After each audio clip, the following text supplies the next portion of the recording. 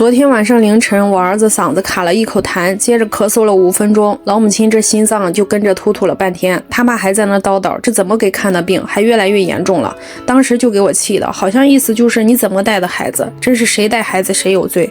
孩子生病本来折磨的就是妈妈的心，结果旁边还来一个兴师问罪的。于是我就赶紧挂了儿童医院的号。最近不是流行百日咳嘛，我就在网上查了一大堆，真是越看越崩溃，又怕是去年的支原体又回来了。哎，真是操碎了心，感觉我这头发又得白个5、6、7、8根了。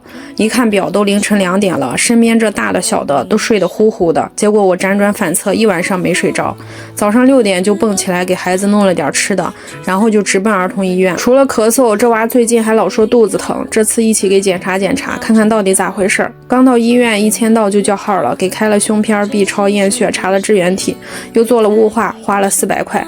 幸亏现在的儿童医院人不多，基本一早上就全部做完了。11点半过来复诊，结果医生还去吃饭了，到12点才来，给开了2盒药，又花了130。